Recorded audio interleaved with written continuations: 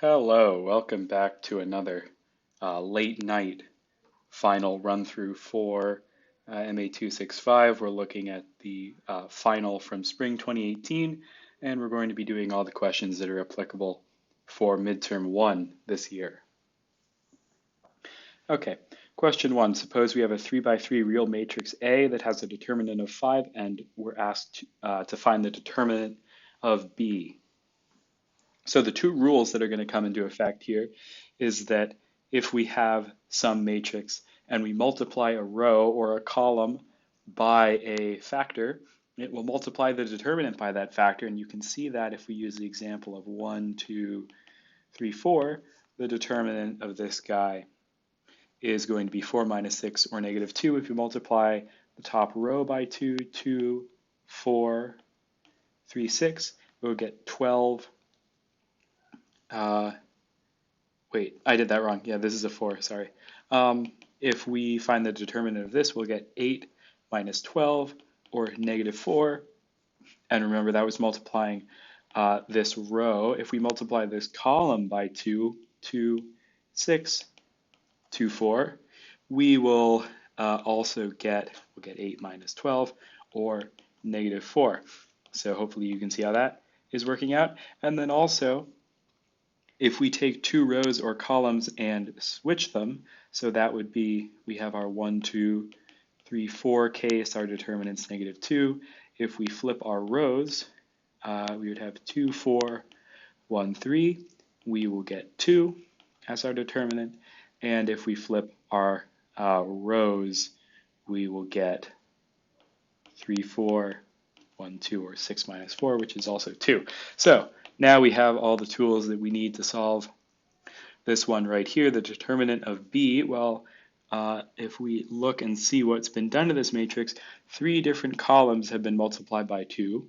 So overall, we know that that's going to have the effect of multiplying 5 by 2, by 2, and by 2. And then finally, we see that and it's often easier to see what's going on if we cross out the changes that we've already taken account for. We see that they have switched rows 2 and row 3, so that will add a negative sign, and that gives us negative 40, which is correct. Question 2, let A be an n by n singular real matrix. Which of the following statements are always true? So this is from the inverse matrix theorem, whose like 10 different stipulations I still don't have memorized, but a lot of them you can just reason through. We see that this is an n by n singular matrix, so the first thing that should pop into your head is that it's singular because its determinant is equal to 0. And so boom, right off the bat, option 1, here's our definition there. Must be true, because remember, when we're inverting a matrix, we multiply by 1 over the determinant of that matrix. 1 over 0 gives us, not good things, and so that makes our matrix singular. What about 2? A is row equivalent to the identity matrix. Well, remember, elementary row operations, adding and subtracting rows from each other, or even multiplying rows by constants, do not change the overall determinant. Well, sorry, they don't.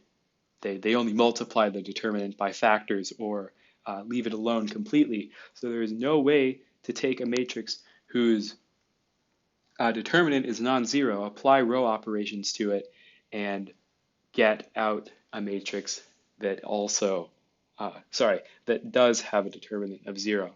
And you can see this, especially in the case of the identity matrix. If something's row equivalent to the identity matrix, let's say we're looking at the 4-dimensional identity matrix here. We know that if a matrix is an upper triangular form, which this one is, which means that all the values below the below the main diagonal are 0, we know that the determinant of this matrix is just going to be the product of all of the elements on this diagonal. And if we're row equivalent to this guy right here, it means that our matrix is not equal to 0, because this guy's matrix is also not equal to 0. So this guy is false. What about 3? AX equals 0 must have non-trivial solutions. Well, actually, we can go back. Sorry, this is an X. We can go back to our example of an identity matrix to solve this. So if our matrix is non-singular, it means it is row equivalent to the identity matrix, which is an important fact because we see that the identity matrix has a pivot in every row, and so it's if I make this a homogeneous system of linear equations, it only has a trivial solution. So 3 is statements always true. Yeah, sorry, the double negatives are going to be confused. This is true because if it's a singular matrix, it must have non-trivial solutions. This non-singular matrix proves it by showing that because every non-singular matrix is row equivalent to this guy right here, and this guy only has the trivial solution, this guy has to be true for the singular case. It's a little bit logically weird. Okay, number 4, AX equals B has a unique solution for every B in Rn. So if you remember what the geometric interpretation of the determinant of a matrix is, you can think about it as the factor by which any area in space is, or volume is multiplied by when that transformation is applied. So an area like a little unit square here, if that is scaled up to by a factor of 2, or sorry, this is scaled up by a factor of 4. Scaled up by a factor of 4, the determinant of the transformation that produces this effect would have a determinant of 4. But if we have a determinant of 0, we can think of that as corresponding to smushing all of space down into a lower dimension, either a point, a line, or a plane if we're in 3-dimensional space. So all that really means to us is that if our determinant of our matrix is equal to 0, then space is getting smushed down into a lower dimension, so therefore we cannot span all of Rn. Or sorry, we won't have linearly independent columns. Our transformation will not be one-to-one in Rn. So 1 and 3, options 1 and 3, answer choice B is our correct answer. That was a little bit long-winded for this one, but hopefully that helped a little bit. We have our matrix A, and we're looking for the 2, 1 entry. So the entry in the second row, first column of A inverse. So remember, to find A inverse, we're going to need to find the determinant of this matrix. And so I'm going to be finding this value here multiplied by the determinant of that submatrix minus this value here multiplied by the determinant of this kind of little submatrix here, and then this value multiplied by this submatrix. And because both of these guys are 0, we only have to deal with this 2, and this is going to give us a determinant of this 3 by 3 matrix of 2 times -1. So our inverse will be multiplied by 1 over, -1 over 2. And okay, here we go. So we're looking for the 2, we're looking for the 2, 1 entry. That's this guy right here. And we know that in the process of taking our 3 by 3 determinant, we're going to reflect all of our values along the main diagonal here. So what we need to do is look for the cofactor in this position. And the cofactor in this position is going to have a sign that corresponds with this kind of scheme: plus, minus, plus, minus, plus, minus. That's just a straight line. Plus, minus, plus. So we've landed on that spot. We're going to be using that sign. And then we are looking at the submatrix that is not in the row or column of that position. So we're multiplying by the determinant of 1, 1, 1, 0. And we got to remember this sign. So that's going to cancel that guy out. Right here, the determinant of this guy is just 1. And so our answer is A, 1/2. Question 6, we are given our matrix A, and we are asked to find the basis for the null space of A. So the basis of the null space of A is just going to be the solution of AX equals 0, or solving the matrix 1, 0, 3, 0, 0, negative 1, 1, negative 1, 0, 0, and 3, negative 1, 7, 0, 0. Let's see, we're going to, for the sake of time, copy this guy over. I'm going to add row 1 to row 2, like so. Subtract 3 row 1s from row 3. That will give us 0 here, negative 2 there. And using row 2, we can flip the sign here, subtract row 2 from row 3, get 0, 0.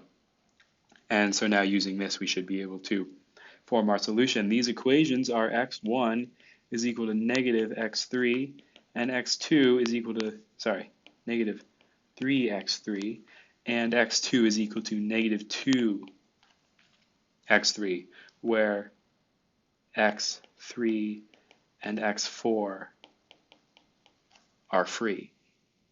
Okay, so forming our solutions, then we have x3 multiplied by, well, how is it dependent on x1?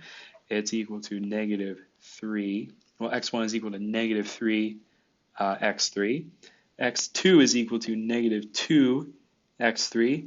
x3 is equal to 1 of itself and 0 x4s. And then we also want to consider x4, and it's not dependent on any of these guys except 1 of itself. So these two vectors, the answer choice A, should be our solution, which it is. Okay, number 8. This is one that I just made it almost all the way through, realized I made a little algebraic mistake, but could not figure out what it was. Now I know, and so we're not going to do that again, and let's get a move on.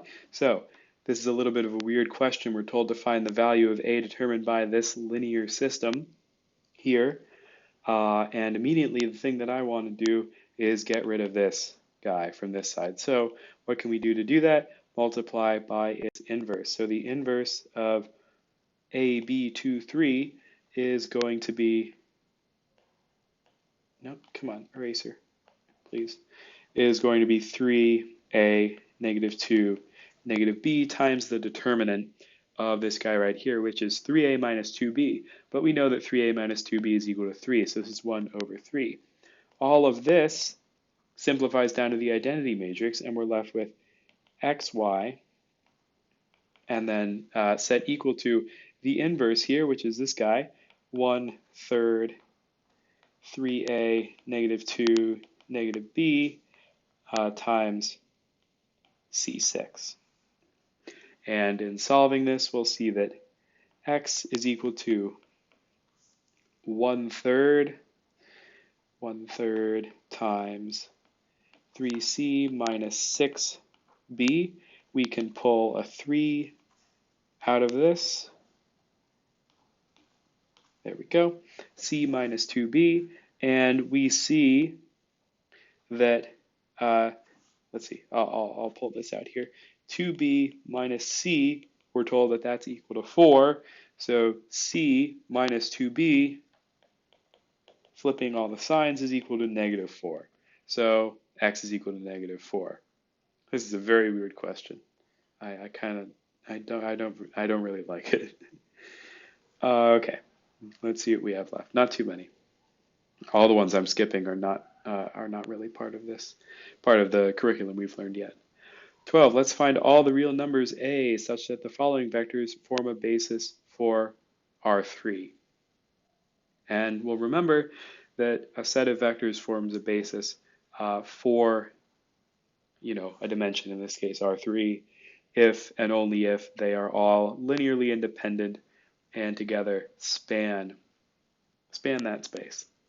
So because We know that two vectors in 3D space, if they're linearly independent, will span a plane, and three will span, as long as they're linearly independent, the entire space. All we're checking for is their linear independence. So we have A, 1, 1, 1, 1, and 2, 3, 1.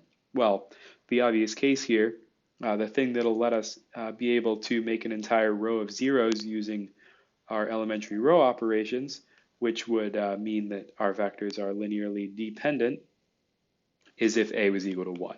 If A was equal to 1, we can subtract row 1 from row 2 or row 2 from row 1, get a row of zeros, and now we're no longer spanning all of our 3. So pretty simple, A cannot be equal to 1. And that's correct. Question 13, let A be a 5 by 7 real matrix such that the dimensions of its column space is equal to 5. When you read that, your brain should automatically translate that to rank 5. And when you think rank 5, you should think 5 pivots. Just some nice things that will help us along the way. Which of the following statements are true? We know that the rank plus the dimension of the null space is equal to the number of columns. So in this case, the dimension of the null space would be 2 because we have a rank 5 plus x equals 7. And so A is false. B, the columns of A are linearly independent. Well, we have 7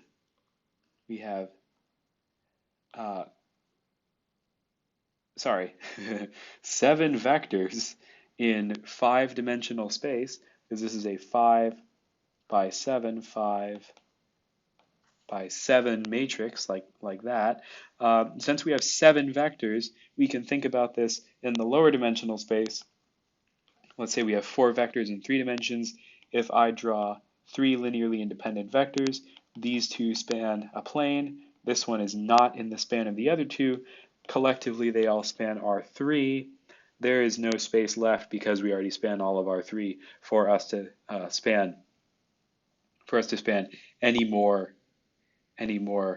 space. And sorry, not for us to span any more space, but there's no space left to put another vector so that we can add any more span because we already fill up all the space. So the columns of A are not linearly independent. Okay, C, say it with me. The number of linearly independent rows is always equal to the number of linearly independent columns. And we can translate this to mean that rank of A is always equal to the rank of A transpose. And either way you remember it, C is true, because we only have 5 rows, and we're told that we have rank 5, so we have to have 5 linearly independent rows. Since the rank of A transpose is the same as the number of rows of A that are linearly independent, the rank of A transpose is not equal to 7, since we only have 5 rank to be throwing around anyway. And the dimension of the row space is 2. We really haven't talked about the row spacing class, so I'm not going to try to venture into why this is false, but just using our midterm 1 information, the knowledge that we have at this point, we know that C is definitely true. And all the rest of these guys are no good. I'm not going to try to apply the Graham-Schmidt process. No clue what that is. But hopefully I'm catching this before your midterm. And I hope this was some help, at least on some of these.